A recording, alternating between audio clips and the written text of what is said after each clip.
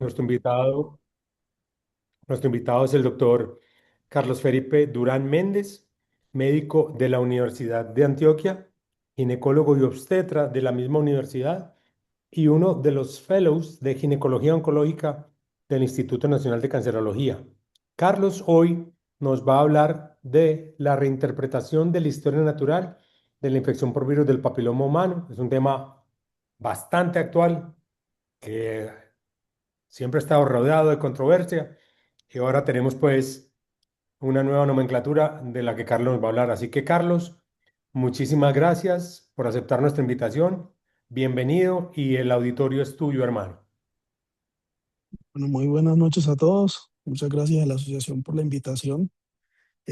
Y vamos a empezar entonces en aras del tiempo. Como le dijo el doctor Pareja, vamos a hablar un poco de la reinterpretación de la historia natural de la infección del virus del papiloma humano. Inicialmente vamos a hablar brevemente de la historia o de cómo hemos llegado hasta este punto. Para 1928, el doctor George Papanicolaou eh, empezó con el uso de la citología vaginal y es muy llamativo que sus primeros publicaciones al respecto fueron en la tercera conferencia del mejoramiento de la raza. En ese momento se estaban haciendo algunas estrategias un poco eh, segregatoria, se podría decir, sobre cómo mejorar la raza que conocíamos como ser humano. Y para eso entonces, en esa tercera conferencia, sus hallazgos pasaron completamente desapercibidos. Y no fue sino hasta 1941 cuando Papa Nicolau colaboró con el doctor Herbert Trout, que es un ginecólogo también, y en ese momento eh, encontraron o se le dio valor diagnóstico al frotis vaginal en las pacientes con cáncer de cuello uterino. Lo que se dieron cuenta ellos es que había pacientes que no tenían lesión visible, pero al hacer la citología en el fondo de saco, en la vagina, se podían encontrar células tumorales que no se detectaban todavía como una lesión macroscópica.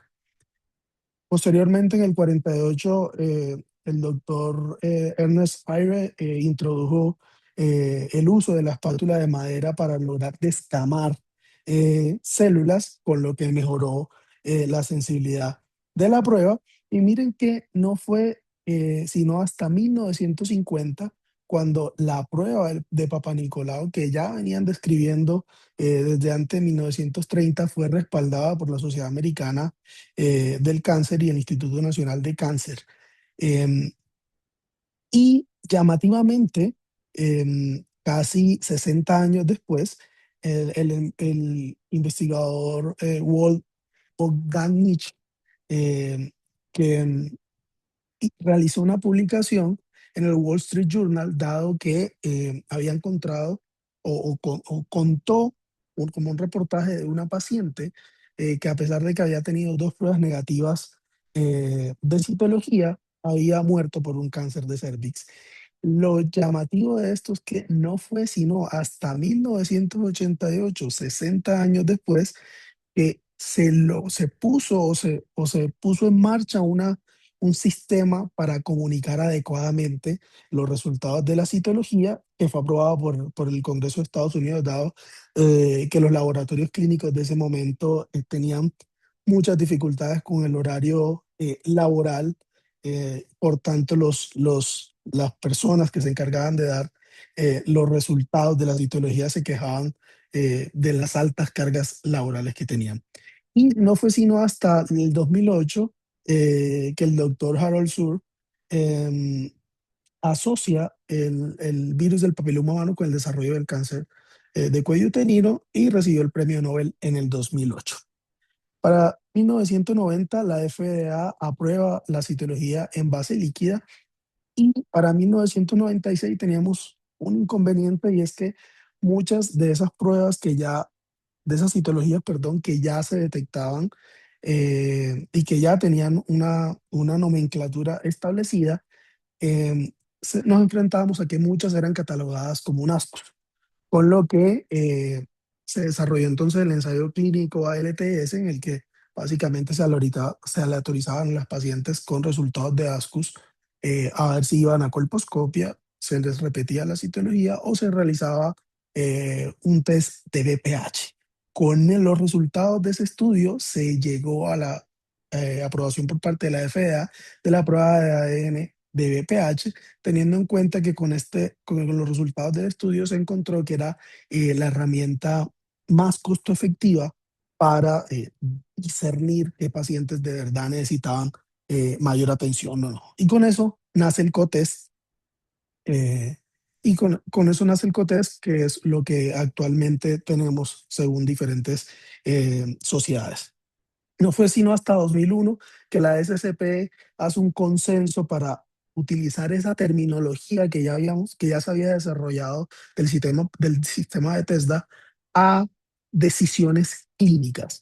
Y esto quiero que lo tengan en cuenta. En el 2006 la FDA aprueba la vacunación contra el virus del papiloma humano, y ahorita cuando terminemos la charla veremos cómo vamos al respecto. Para la 2014, la FDA aprueba el ADN, la prueba de ADN como tamizaje primario, y como todos sabemos, en el mayo de 2018, el doctor Tedros, el presidente de la WHO, hace un llamado a la eliminación del cáncer de cuello uterino, y 2 años después, en la 73ª Asamblea Mundial de la OMS, se propone la estrategia 90-70-90. El objetivo con esta estrategia es que ojalá llegáramos,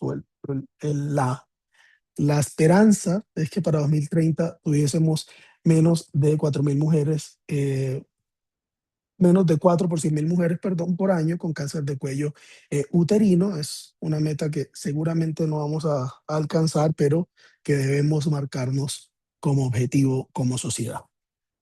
Entonces, eh, una de las preguntas primordiales es, ¿qué es lo que buscamos con la tamización realmente? Y básicamente lo que queremos es buscar la enfermedad en pacientes o en individuos que no tienen síntomas, ¿sí?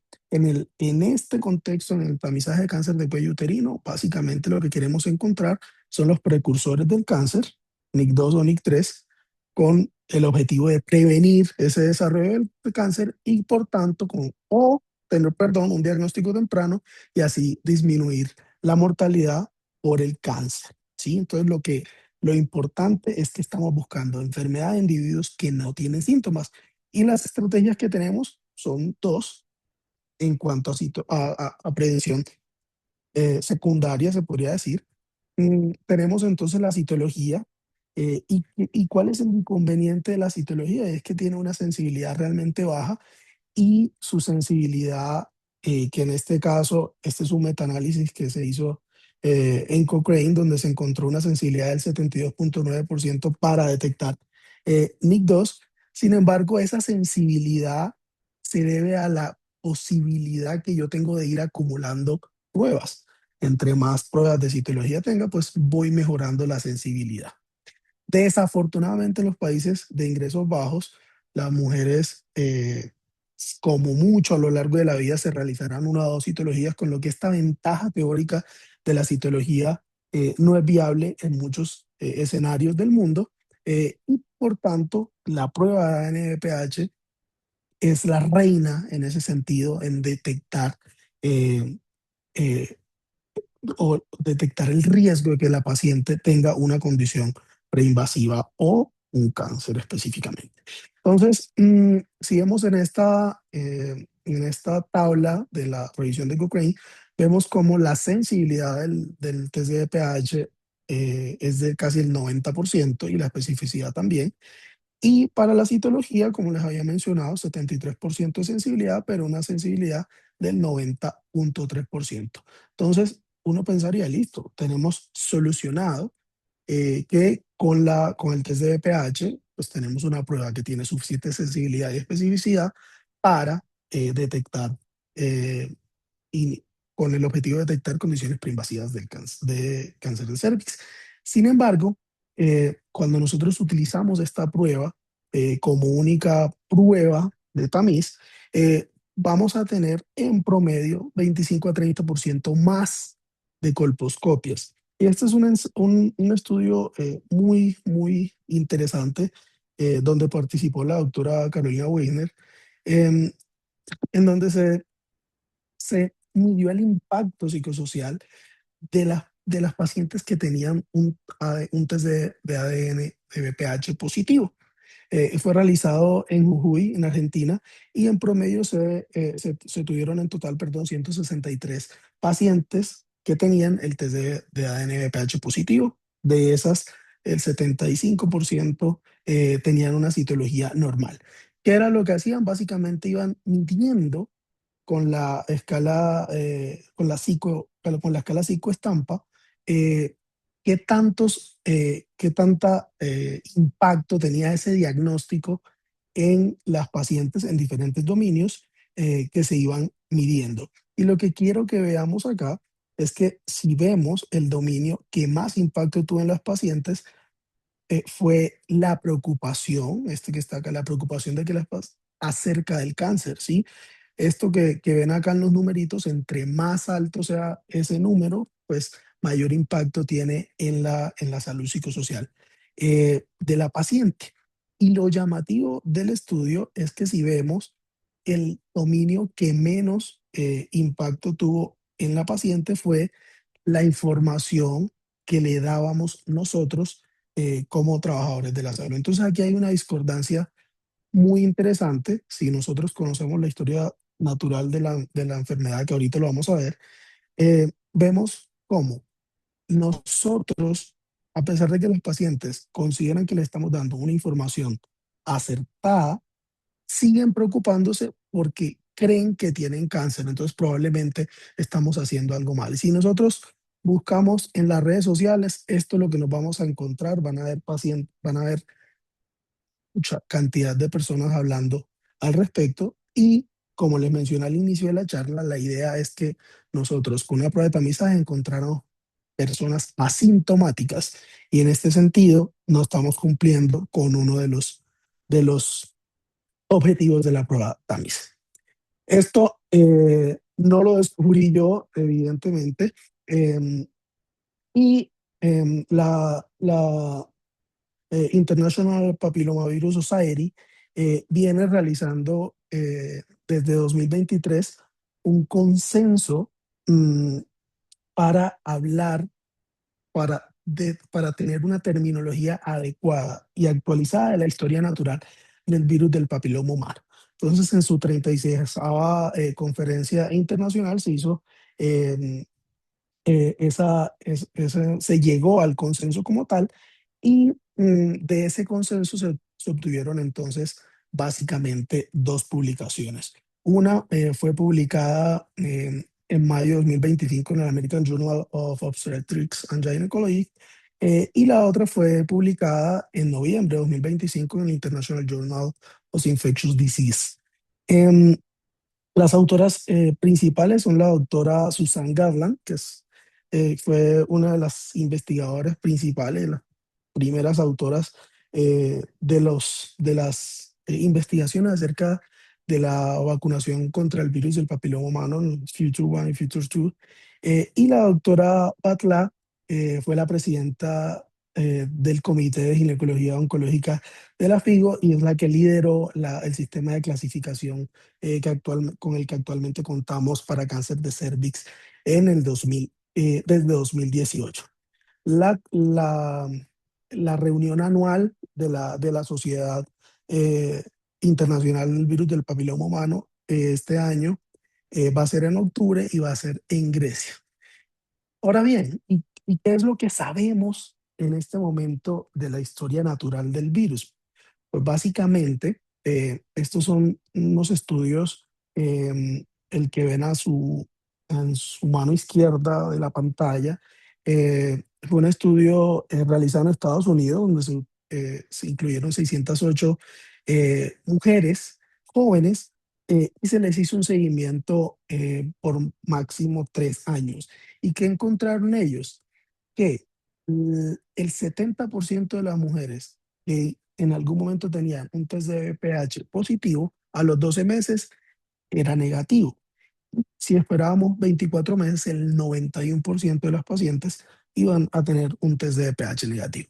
En Colombia también tenemos resultados, los resultados donde participó la doctora Mónica Molano y el Instituto Nacional de Cancerología.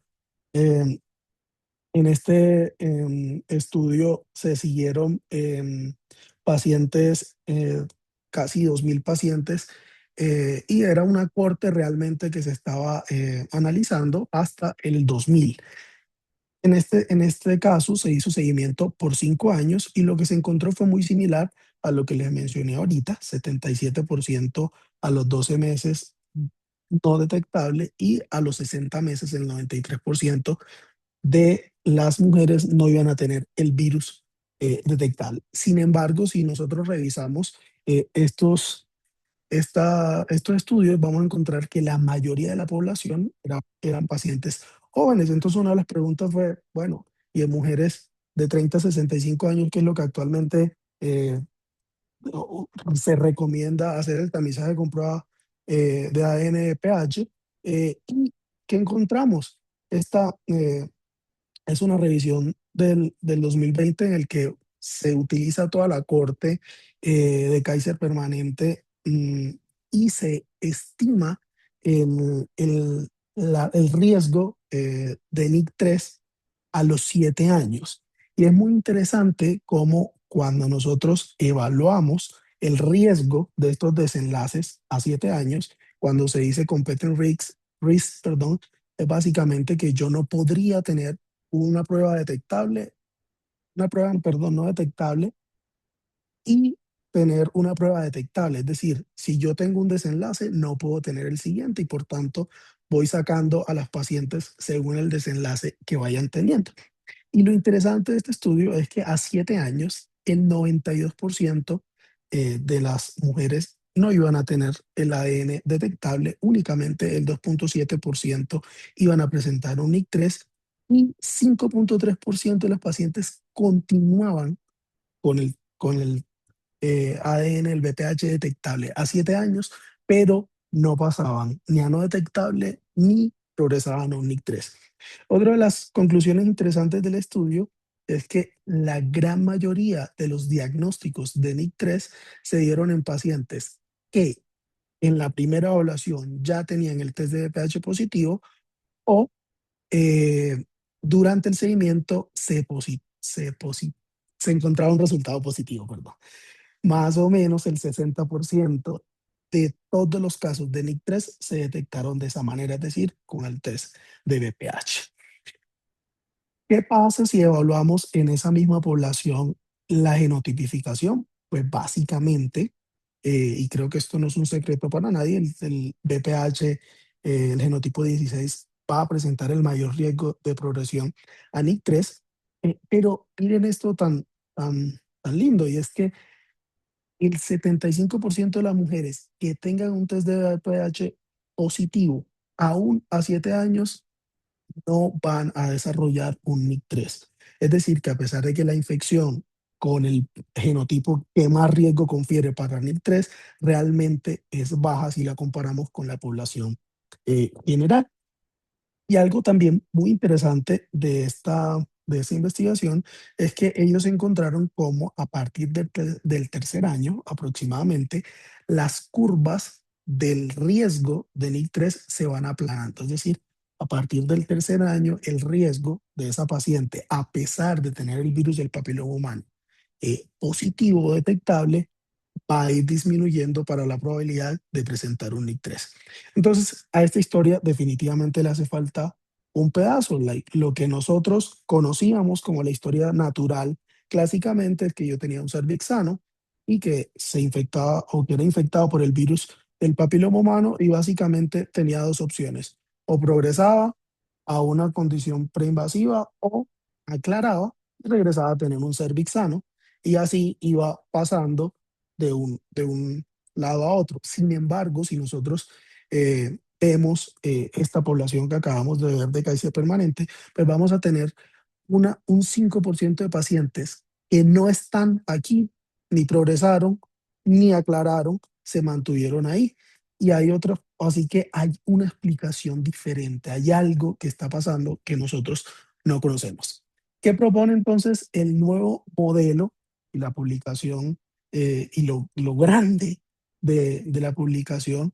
Es que básicamente nosotros tenemos en este nuevo modelo tres opciones eh, de tres estados del cervix, se podría decir. Yo puedo tener una paciente o una persona que no tenga infección por el virus del papiloma humano.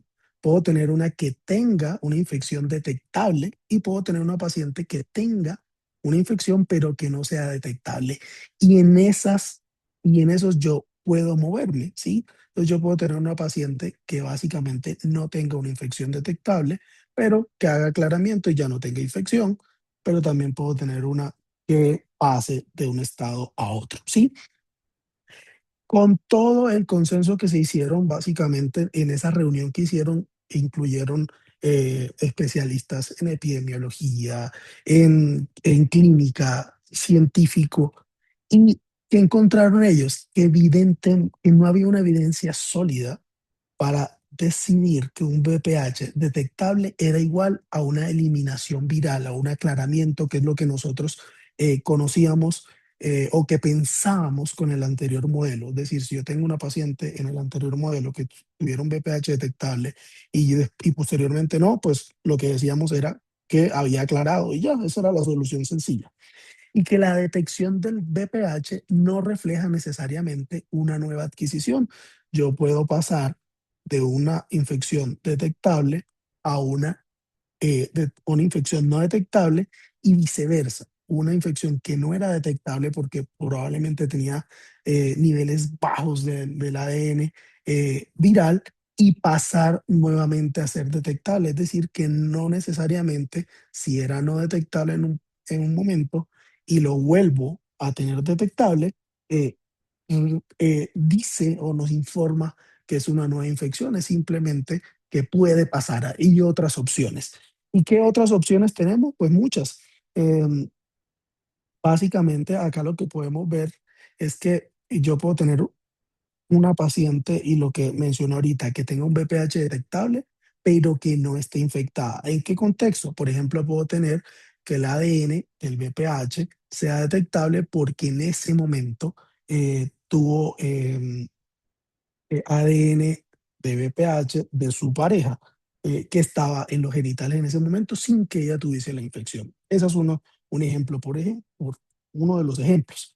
Pero yo también podría tener una infección latente o una infección de muy bajo nivel que no me detecte la prueba y todas esas podrían tener diferentes explicaciones, que tuvieran una autoinoculación, es decir, que venga de otros partes del cuerpo, es decir, yo tenga BPH en los genitales externos, por ejemplo, y que ahora sea detectable cuando yo hice la prueba en el cervix, que efectivamente sea una nueva adquisición, que sea o que sea una reactivación de ese nivel bajo que tenía de una infección no detectable. Ahora, no quiere decir que el test de pH no importe. Lo que importa y lo que deberíamos tener siempre en cuenta es que el test de pH nos informa un riesgo. Lo que nos está dando es un riesgo de que la paciente tenga una condición preinvasiva, ¿sí? Entonces, esta es uno de las revisiones sistemáticas que se han hecho acerca de la utilidad del test de pH o no. Y en esta primera tabla donde ven first round, lo que vemos es la posibilidad de que un test de BPH positivo me detecte un NIC3. Es decir, si yo tengo, y lo que vamos a concluir en esta tabla es que si yo tengo una paciente con un NIC3, el test de pH, perdón, me podría detectar un 52% más veces a las pacientes con NIC3, ¿sí? Ahora bien, si yo tengo una paciente que inicialmente tenía una prueba negativa y le hago una segunda ronda a los 5 años y nuevamente me sale negativo, esa paciente tiene un 49% menos riesgo de tener un NIC3. Entonces, no quiere decir que el DDPH no sirva, lo que tenemos que tener en cuenta es que nos da un riesgo pero no podemos hablar de que sea una infección o no, porque ya vimos que hay diferentes opciones para explicar que este ADN sea visible o no, detectable o no, perdón. Ahora bien, ¿qué términos deberíamos evitar entonces? Uno, un término que yo sinceramente todavía me cuesta aclaramiento. Todavía a veces lo hago con frecuencia y eso que esta charla la hemos discutido en varias ocasiones en el servicio, pero a veces todavía se me sale aclaramiento. Y deberíamos reemplazarlo por BPH detectable o BPH no detectable. Igualmente, infección latente, incidente o no infección no explican todas las alternativas que ya vimos, por tanto deberíamos quedarnos entre BPH no detectable y BPH detectable. Y ausencia de infección o infección indetectable porque no podemos distinguir si ese BPH que yo no detecté es porque tiene eh, baja carga de ADN, se podría decir viral, o que simplemente efectivamente la paciente no lo tiene. Lo que sí debemos tener en cuenta, y es lo que mencioné ahorita, es que definitivamente si yo tengo una paciente que tiene un ADN de pH no detectable, pues su riesgo de malignidad a los 5 y 10 años van a ser muy bajas. Recomendaciones para nosotros los clínicos entonces, utilizar la terminología propuesta por el grupo de trabajo de pH detectable y de pH no detectable.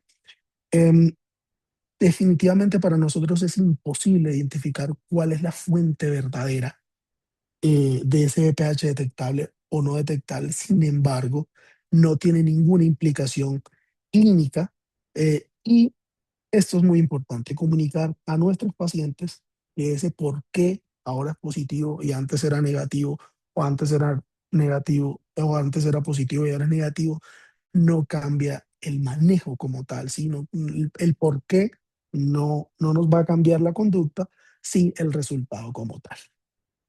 Y esta es tal vez una de las más importantes del consenso y es la comunicación que deberíamos tener nosotros con nuestros pacientes. Entonces, nos van dando diferentes escenarios en las pacientes que tienen un test de ADN pH positivo. Deberíamos informarles siempre que el riesgo de desarrollar una condición preinvasiva o un cáncer es bajo, y ya lo vimos en esas tablas de la historia natural aún para BPH 16, y ojalá nuestros pacientes no se fueran con esa idea de que un test de pH positivo es igual a cáncer. em, que el test de pH que previamente era negativo y ahora es positivo puede pasar. De hecho, se estima que, que si yo tuviese un test de pH negativo, a 5 años tendría una posibilidad de un 15% de tener un test de pH positivo, y eso va aumentando con los años a medida que hay se extiende la exposición, pues podría tener mayor probabilidad de detectar el virus.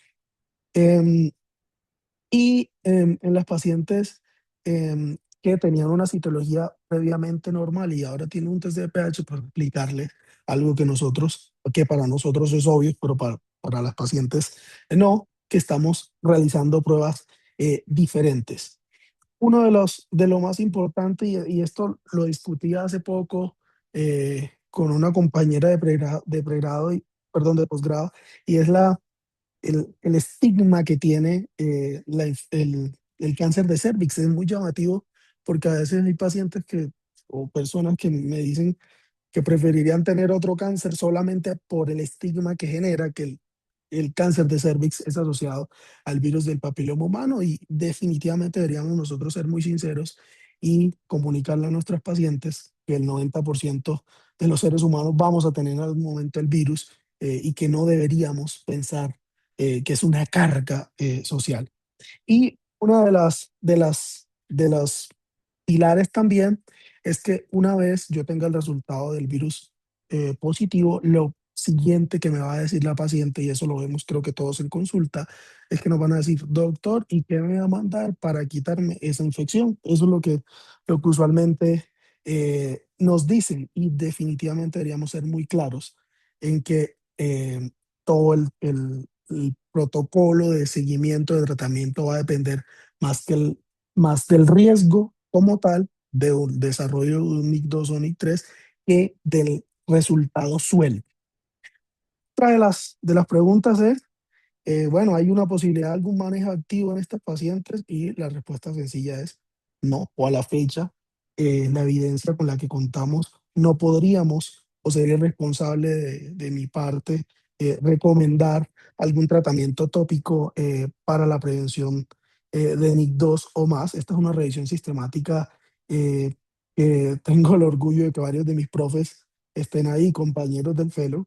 Em, y básicamente lo que se estaba haciendo era evaluando la eficacia de estos tratamientos tópicos em, en mujeres con BPH detectable de alto riesgo que no tuviesen una lesión cervical o un NIC1. El endpoint primario me parece muy prudente, un NIC2 más, y desafortunadamente, después de hacer toda la revisión sistemática, no encontraron un estudio que cumpliera realmente con los criterios de selección propuestos desde el principio. Desafortunadamente, la mayoría de los estudios tienen resultados subrogados que son difíciles realmente de evaluar si tienen algún impacto o no en cuanto al tratamiento, que realmente lo que nosotros queremos es prevenir una condición preinvasiva o un cáncer. Em, Ahora bien, ¿sería posible hacer un estudio que cumpla con los criterios de la revisión sistemática? Teóricamente es posible. Me puse como a molestar un poco metodológicamente qué se podría hacer.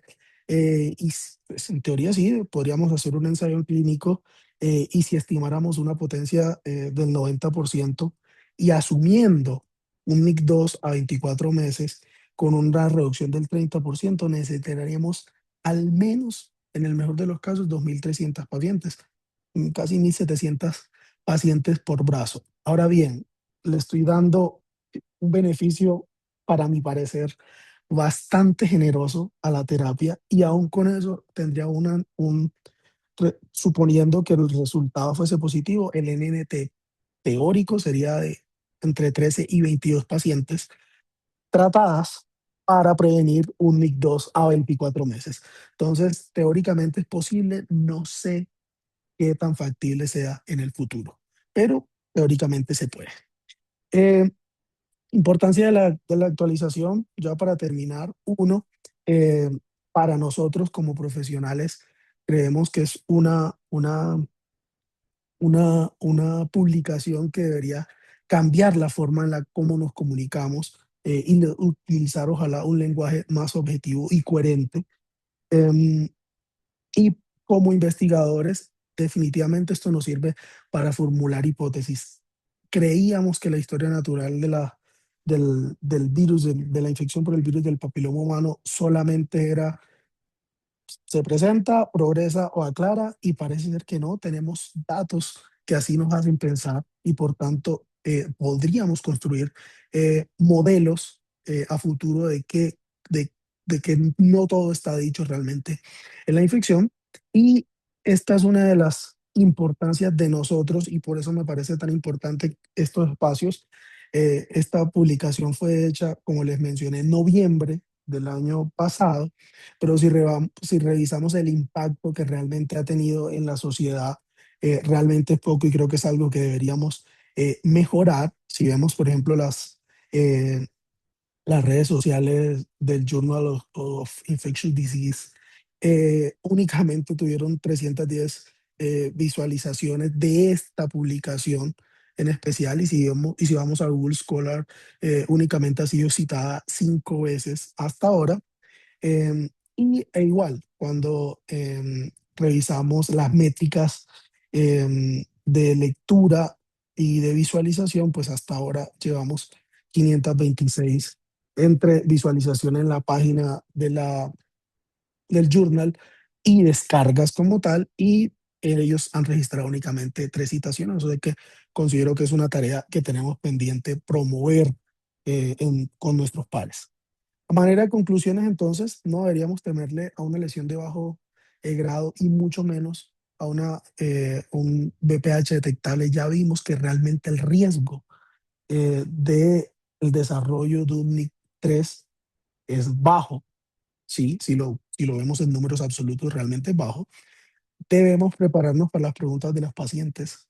Vendrán muchas, eso lo sabemos. El problema más grande, a mi parecer, es que no deberíamos caer en el sobretratamiento. Ya vimos que no hay una evidencia que realmente respalde el tratamiento para una prueba detectable para BPH, y el plan para nosotros sería paciencia y tiempo que lo vamos a necesitar para explicarle a todas las pacientes todos estos cambios. Y siempre eh, finalizo con esto porque es algo que deberíamos promover igualmente. Desafortunadamente, menos de un tercio de las pacientes de todo el mundo han recibido la vacunación para el virus del papiloma humano, y Colombia, desafortunadamente, en 2025 continuamos con un penoso 19%. La última que ven es la de Latinoamérica, que íbamos es un 67%, pero para nuestro país vamos en un 19%. Muchas gracias a todos. Abrimos la discusión. Carlos, muchísimas gracias por tu presentación, muy completa, muy ilustrativa. Por favor, pueden levantar la mano si quieren hacerle preguntas a Carlos respecto al tema que acaba de exponer. También pueden poner sus preguntas en la caja de chat. Eh, Carlos, mi primera observación es, tenemos que trabajar más fuerte en el lenguaje con las pacientes y tenemos que capacitar más a nuestros médicos para que el médico no tenga más miedo del PVH que la misma paciente que llega al consultorio. Completamente de acuerdo, completamente de acuerdo. En ocasiones, eh, y lo vemos sobre todo, y no quiero como generar discordia, pero realmente en ocasiones uno ve conductas bastante llamativas con el uso de agentes tópicos, en ocasiones únicamente por un ADN detectable se lleva a pacientes a la electrofulguración. O sea, son varias conductas que a mi parecer deberíamos em, em, tratar de explicar con mayor vehemencia que definitivamente una detección por del BPH no implica un cáncer, ¿sí? O no implica una condición preinvasiva, ¿sí? Lo importante es adherirnos a las guías y a los protocolos que están bien establecidos para el tratamiento. Perfecto, muchas gracias, Carlos. Lina Trujillo, hola Lina, ¿qué tal? Qué bueno que estás acá. Gracias, Carlos.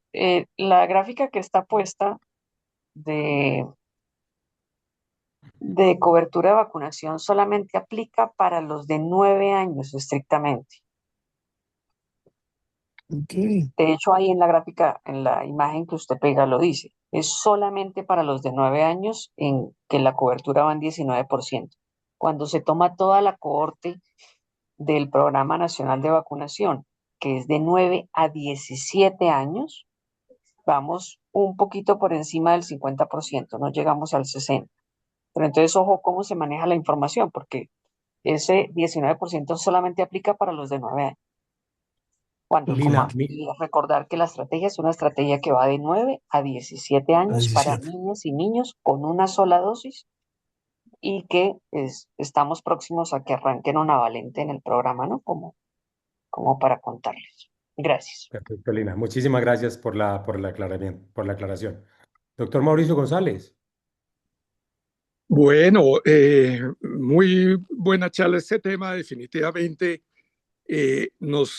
nos está cambiando mucho la visión de lo de la infección por virus de papiloma.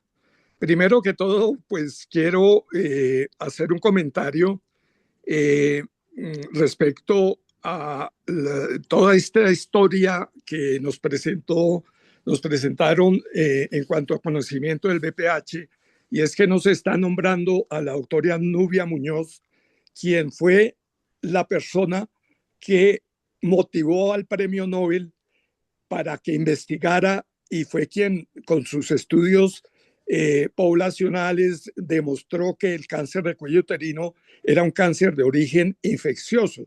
Ella fue con sus muestras, muchas muestras de pacientes colombianas, donde el doctor Bonhausen y le dijo, mire, esto es así, así. Usted que tiene el laboratorio más desarrollado en el mundo en ese momento, busque a ver cuál es la etiología y a partir de eso fue lo que fue de donde salió la identificación del virus del papiloma. Y aparte de eso, pues todos conocemos todas las publicaciones de la doctora Nubia Muñoz respecto al BPH y cáncer de cuello uterino. Entonces, nos estamos olvidando en estas presentaciones de nombrarla a ella, nombrar también esa cohorte de Bogotá que tuvimos durante muchos años y que posteriormente terminó de financiarla una de las casas productoras de la vacuna, pero fue una corte de las más largas del mundo de seguimiento y que aportó el conocimiento en su momento de la historia natural del virus del papiloma.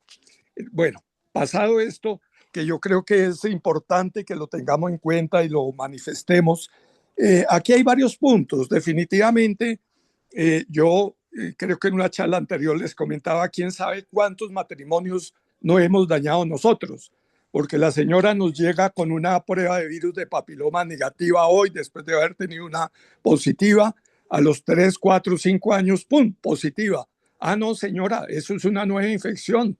Pero es que no, entonces mi esposo me está poniendo los cachos, o al contrario, el esposo que está seguro que no ha tenido relaciones por fuera de su matrimonio, no, entonces mi señora me puso los cachos y ahí estuvo la infección del virus del papiloma. Y no sabemos cuánto tiempo lleva esa infección.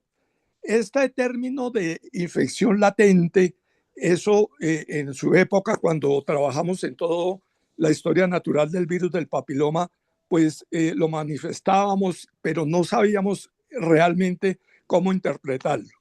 Entonces, yo pienso que hay dos cosas en cuanto a estas infecciones latentes, que eventualmente no sean infecciones productivas, que son virus de papiloma que de pronto están infectando la capa más basal del epitelio, que no hay manifestación, no hay eliminación eh, de estas células y no se detecta porque su carga viral simplemente es muy baja y los exámenes que tenemos en el momento, a pesar que han mejorado mucho, pues tienen que tener una carga viral que sea detectable para el tipo de examen. Por eso también es importante poder elegir unos exámenes que sean más sensibles para detectar el virus del papiloma. Y otra pregunta no resuelta es por qué unas mujeres eliminan el virus del papiloma y otras no, y por qué unas mujeres, a pesar de que persista la infección viral por muchos años, desarrollan lesiones de alto grado y por qué otras no. Eso todavía no lo sabemos. Entonces son puntos que son interesantes para evaluar, investigar y mirar qué está pasando. Y el otro punto tal vez es que no tenemos una prueba de triage suficientemente buena y confiable para decir, bueno, esta paciente que me dio VPH positivo, eh, mm, mm, de pronto tiene o no tiene la lesión. Aquí hay algo interesante que es lo de la metilación, que es una proteína de proliferación celular y que seguramente en la medida que estas técnicas se desarrollen, nos va a poder decir, bueno, esta paciente tiene un índice de metilación elevado, puede que tenga una lesión y si no la tiene, va a ser una candidata de que desarrolle una lesión en X tempo, una lesión de alto grado. Entonces, estas son cosas que están sobre el tapete. Lo de metilación no solamente se está viendo en cáncer de cuello uterino, sino también en otros tumores de otros sitios. Esta semana creo que vi por ahí un artículo en melanoma y otras cosas. Entonces son puntos interesantes que hay que tener en cuenta. Y aquí vienen mis dudas que me asaltan desde hace tiempo, y es si con estas posibilidades de que no detectemos el virus del papiloma, tenemos que hacer de todas maneras en las pacientes tanto la citología como la prueba de virus de papiloma, en el sentido de que si el virus del papiloma no está detectable, pero hay alguna lesión, así sea de bajo grado, de pronto la citología no la va a detectar. Y por eso es que vemos que pues, en Estados Unidos, en Canadá, no se ha abandonado el hacer las dos pruebas simultáneamente. Entonces, esto es así. Anecdóticamente, tengo 3 pacientes mayores de 60 años, eh, quienes tienen persistencia del virus del papiloma, una de hace 10, 11 años y las otras dos más o menos desde hace 8 años, en quienes me han jurado que no han vuelto a tener relaciones desde mucho antes de que se detectó la primera prueba de virus de papiloma positiva. Y curiosamente son pacientes que han tenido pruebas positivas y pruebas negativas en su seguimiento. Afortunadamente, las 3 pacientes, creo que son 2 con tipo 16 y otra con tipo 31, no han desarrollado lesión de alto grado, pero tienen lesión de bajo grado después de 10 años y 8 años de persistencia viral. Entonces, estas son situaciones que estamos viendo día a día en el consultorio. Igual, pacientes test BPH positivo, les hace uno la colposcopia, las biopsias de endocervix, todo negativo, y resulta que tienen BPH a nivel de vulva. Entonces, tenemos también que en estas pacientes examinar muy bien la vagina. No son infrecuentes las lesiones vaginales y la vulva, el perineo y el periano, porque puede ser el origen del BPH positivo, el test positivo, cualquiera de estos sitios. Yo creo que aquí tenemos mucho material para investigar nuevamente, hacer una nueva corte. Yo pienso que los tipos virales, las frecuencias de tipos virales asociadas a lesiones de alto grado ha cambiado respecto a lo que conocíamos anteriormente. Entonces son puntos interesantes para investigar. Mil gracias. Mil gracias, doctor González. Una cosa que sí es importante es que la publicación de estos artículos nos relaja mucho la comunicación con la paciente. Al menos desde que esto salió, yo lo tengo en mi computador y yo le muestro a la paciente las tasas de progresión de PBH 16 a NIC3, le muestro la gráfica que está, luego suben los deditos, cómo puede fluctuar la detección o la no detección. Y digamos que relajar el ambiente respecto a la desaparición o no del virus. Creo que esto lo necesitamos hace muchísimos años. Claro, lo mencionó Carlos, no le damos difusión porque la mayoría de las personas que ven a los pacientes no están metidas en el escenario académico y estos artículos no les llegan. Y los que estamos metidos en el escenario académico, que somos los que estamos en esta charla, pues tenemos que convertirnos en difusores. Todos ustedes tienen que empezar a repartir estos artículos entre todos los ginecólogos que conozcan, porque este cambio no es inmediato. O sea, los artículos salieron el año pasado, pero yo les garantizo que nos vamos a demorar 10 o 15 o 20 años para quitar este estigma del PVH y de la infidelidad y de todas las cosas que acarrea, que en general no son el asunto del clínico. El clínico tiene es que saber cómo se llaman las cosas y qué decirle a la paciente. Ahí es donde nos tenemos que entrenar en cómo hablarle a la paciente para que la paciente cuando llegue con un tipo de consulta de estos al consultorio salga más tranquila que como entró. Esa es nuestra labor, tranquilizar a las pacientes y tranquilizarnos nosotros. La aparición de todos estos tratamientos y todas estas cosas con las que le roban a las pacientes su dinero tiene que ver es con esto, que una gente encontró el gap y el gap es la falta de comunicación con el paciente. Nadie quiere coger una hoja de papel, coger un lapicero y dibujar todas estas cosas que no sabemos de memoria y explicar a la paciente y que la paciente se las lleve para la casa y se vaya tranquila, porque eso toma como 20 minutos, media hora. Una fórmula de cualquier cosa de estas se demora uno 10 segundos haciéndole, le dice a la señora chao. Entonces tenemos es que pensar en esto, tenemos que pensar en la responsabilidad tan grande como educadores que tenemos después de estar en una charla como la de Carlos. Hay una pregunta acá en el chat. ¿Cuándo está indicada una conización en una paciente con PVH detectable? La respuesta es, si no tiene lesión histológica de alto grado, nunca, nunca. porque la infección por PVH no es una enfermedad en sí. La infección por PVH es un factor de riesgo para hacer una displasia de cuello uterino en un tiempo determinado, de acuerdo al estudio que uno esté referenciando. Carlos, ¿hay alguna otra pregunta para Carlos? ¿Algún comentario de la presentación? Quiero agradecer especialmente a los compañeros de la Sí, Sociedad Peruana de Ginecología quiero hacer Oncológica. es que no supe cómo subir la mano nuevamente, ya no me está apareciendo, pero yo sí tengo una Dale. sugerencia a raíz de lo que usted ha dicho. Ya salió la guía de la Organización Mundial de la Salud, salió hace 15 días, y los invito a revisarlos porque lo que está proponiendo la Organización Mundial de la Salud es tratamiento con ablación, con técnicas de ablación, a aquellas mujeres con pruebas extendidas positivas para los grupos 1A, 1B y 1C. ¿Eso qué traduce? Ellos agrupan el virus 16 solito o lo ponen solito en el grupo 1A, el grupo 18 y 45 en el grupo 1B, eh, ¿cómo dicen? Y en el grupo 1C y 1D también agrupan otros. ¿Qué es lo que ellos proponen? Aquellas poblaciones o aquellos países que tengan menos del 60% de adherencia a los programas de tamización regular, deberían pensar en tratar con técnicas de ablación a aquellas mujeres positivas para el grupo 1A, 1B y 1C. Y solamente irían a un triage con citología o colposcopia, las del grupo, y prefieren la colposcopia a la citología en el grupo 1D.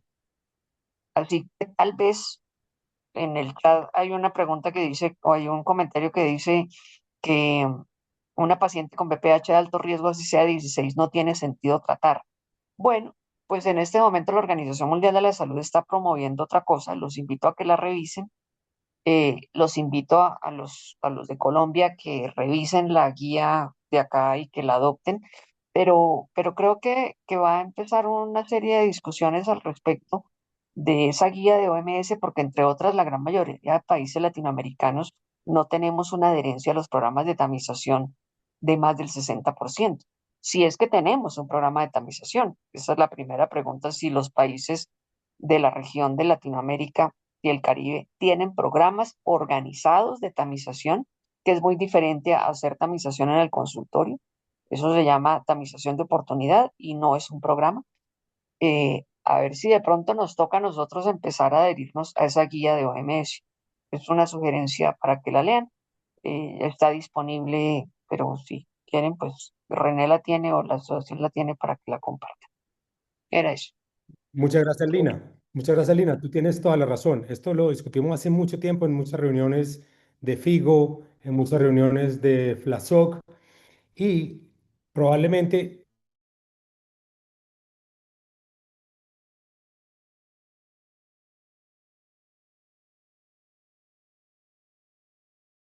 único contacto que esa mujer va a tener con el personal de salud. Para muchos que se mueven en otros escenarios y que tienen otros recursos, esto puede parecer sobretratamiento, pero para la pelea contra el cáncer de cuello uterino, esto es completamente razonable. Así que la guía recién salió. Si quieren podemos hacer un webinar para presentar esa guía y presentar todas las alternativas. Lina, muchísimas gracias por clarificar ese punto. Y de nuevo, muchas gracias a los compañeros de la Sociedad Peruana de Ginecología Oncológica que se conectan esta noche. Y muchas gracias a todos los que participaron en la reunión. Así que nos vemos de nuevo en junio.